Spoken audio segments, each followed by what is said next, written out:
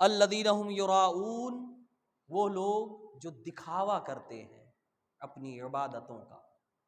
بڑا عیب ہے عبادتوں کا دکھاوا کرنا، بڑا عیب، ریاکاری جسے کہتے ہیں اصطلاح شرع میں۔ ریاکاری بہت بڑا گناہ، اسے شرک خفی فرمایا گیا، شرک اصغر۔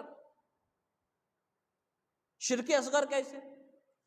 فرض کریں آپ میں سے کوئی آدمی نماز پڑھ رہا ہے اور اس کی نظر میں کوئی آدمی معزز ہے اور قریب میں بیٹھا ہے، تو اسے دکھانے کے لیے اب آپ نے کیا کیا؟ سجدہ لمبا کر دیا۔ عام طور پہ 3 تسبیح پڑھتے ہیں، اب 7 پڑھنے لگے، 9 پڑھنے لگے، 11 پڑھنے لگے، تاکہ وہ سمجھے ہاں آپ اچھے سے نماز پڑھ رہے ہیں۔ تو اب آپ کی نماز میں صرف اللہ کی رضا نہیں رہی، کسی اور کی بھی رضا رہی، تو آپ نے اللہ کے علاوہ کو شریک کیا نا اپنی عبادت میں، اور یہی تو شرک ہے۔ علماء فرماتے ریا شرک اصغر ہے، شرک خفی ہے، یہ نہیں ہونا چاہیے۔ نماز عبادتوں میں دکھاوا قطعی نہ ہو۔ علماء فرماتے ہیں فرض عبادتیں دکھا کر کی جائیں، نفل عبادتیں چھپا کر کی جائیں۔ فرض عبادتیں دکھا کر اس لیے کرنی ہے کہ کہیں کوئی الزام نہ لگائے کہ یہ فرض ادا نہیں کرتا، مثلا نماز دکھا کر پڑھنی ہے، تہجد چھپا کے پڑھنی ہے، چاشت چھپا کے پڑھنی ہے، اشراق چھپا کے پڑھنی ہے۔ بہت سے لوگ ایسے ملتے ہیں 12 سابقہ پڑھا، تہجد پڑھتے ہیں، اچھی بات ہے، اب وہ صبح بیٹھ کر جتانے کی کوشش کریں گے آپ کے پاس کہ میں تہجد پڑھتا ہوں۔ بیٹھے ہیں، ایسا بھی اتفاق ہوا ایک آدمی بیٹھا ہے، 9 ساڑھے 9 بجے کا قصہ ہے، اونگ رہا ہے۔ بھائی کیوں ہو گیا؟ تہجد میں اٹھا، اس کے بعد نیند ہی نہیں آئی۔ مطلب وہ یہ بتا رہا ہے کہ میں تہجد پڑھ رہا ہوں، یہ بتانے کی کوشش کر رہا ہے، اس کی عبادت رہی کہاں؟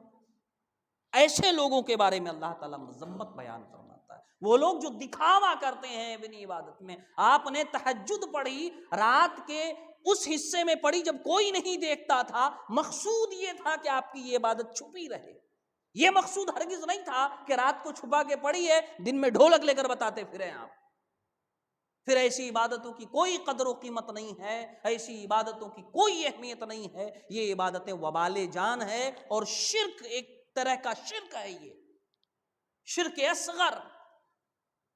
ان عبادتوں کے کوئی فائدے نہیں۔ اللہ فرماتا ہے الذین هم یراؤون، وہ لوگ جو دکھاوا کرتے ہیں۔ مسجد بن رہی ہے، 50,000 روپیہ دیا، پرچی میں لکھے امام صاحب اعلان کیجئے گا میں نے 50,000 روپیہ دیا۔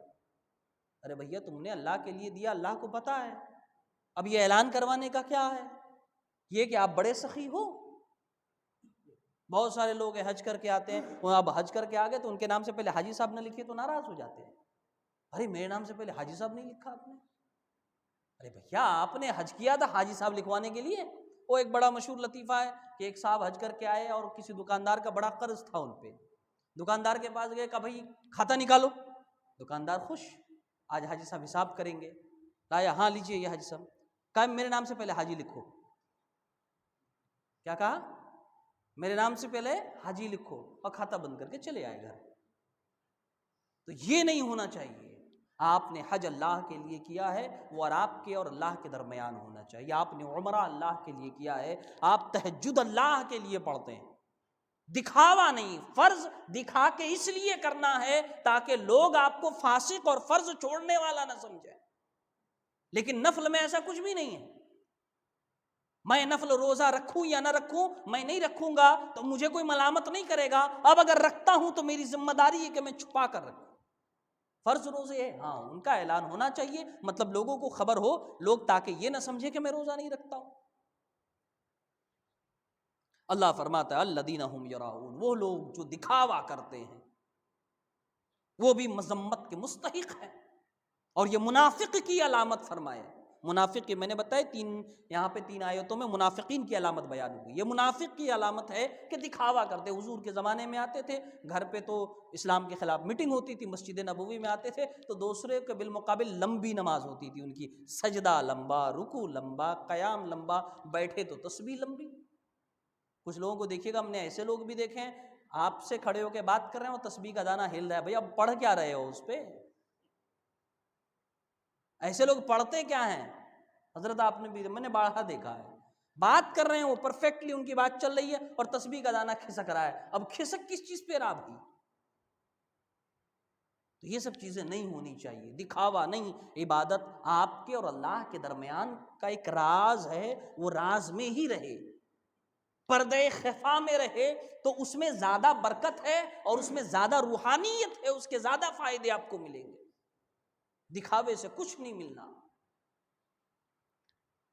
وَيَمْنَعُونَ الْمَاعُونَ، اور عام استعمال کی چیزوں سے روکتے ہیں، یہ بھی منافق کی علامت بیان ہے۔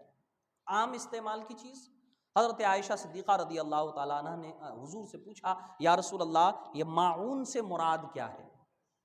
عام استعمال والی چیز مطلب حضور نے فرمایا نمک، پانی اور آگ، مطلب ان تینوں چیز کے بارے میں کوئی اگر آپ سے سوال کرتا ہے تو منع نہ کریں۔ آپ کے پاس نمک ہے آپ کے گھر میں، بڑے آج کے زمانے میں تو بڑا مشہور ہے کہ پڑوسی نمک مانگنے آتے ہیں۔ اسلام کہتا ہے کہ جو چیزیں عام استعمال کی ہے، علماء فرماتے ہیں بہتر یہ ہے کہ آپ اپنے گھر میں اپنی ضرورت سے زیادہ رکھیں، تاکہ آپ کے پڑوسی کو اگر ضرورت پڑے تو وہ لے جائیں۔ حضرت عائشہ نے پوچھا یا رسول اللہ ماعون سے مراد کیا ہے؟ حضور نے فرمایا آگ، پانی اور نمک۔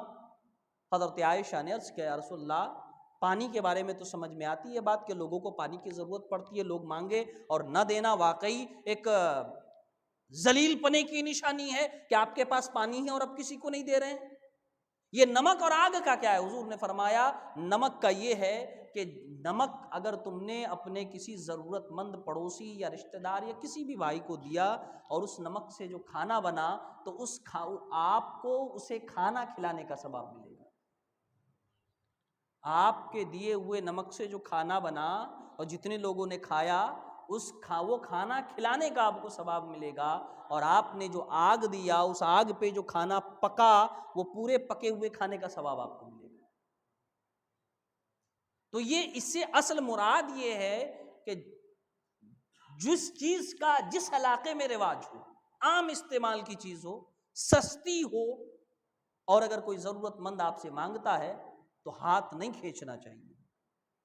نمک ہی کو لے لیجئے، چاہے زمانہ جتنی ترقی کر جائے، آپ آٹا چاول بوری میں منگاتے، نمک بوری میں نہیں منگاتے، بقدر ضرورت لاتے۔ اتفاق ایسا ہو سکتا ہے کہ آپ کے یہاں نمک ختم ہو جائے، آپ کے پڑوسی کے یہاں ہو، پھر آپ مانگنے جائیں گے تو اس کے لیے مناسب یہ ہے کہ نمک دے دے۔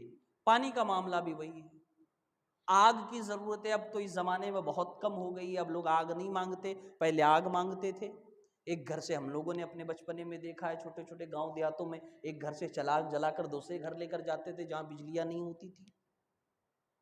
ماچس اگر نہیں ہے گھر پہ تو اپنے گھر سے چراغ لے جاتے اور پڑوسی کے گھر سے جلا کے پھر اس کے بعد لاتے تھے۔ یہ سب چیزیں ہوتی تھی، اب نہیں ہوتی ہیں۔ اب بھی اگر کہیں ہو، ایسا تو ہے نہیں کہ پوری دنیا ایک طرح سے ترقی کر گئی ہے، اب بھی وہ علاقے ہیں جہاں بجلی نہیں ہے، جہاں آگ کی بڑی اہمیت ہے، جہاں آج بھی چراغ جلتے ہیں، لالٹین جلتے ہیں۔ تو ایسی جگہوں میں یہ ضرورتیں آج بھی باقی ہے۔ بہرحال مقصود یہ ہے کہ یہ منافق کی پہچان ہے کہ عام ضرورت کی چیز ہو، آپ کے پاس ہو، سستی چیز ہو اور آپ سے کوئی ضرورت مند مانگے اور آپ نہ دیں، یہ منافق کی علامت ہے۔ اللہ فرماتا ہے وَيَمْنَعُونَ الْمَاعُونَ، اور عام استعمال کی چیزوں سے روکتے ہیں، وہ منافقین ہیں، یا جن میں یہ باتیں پائی جائیں گی ان میں منافق کی علامت ضرور پائی جائے۔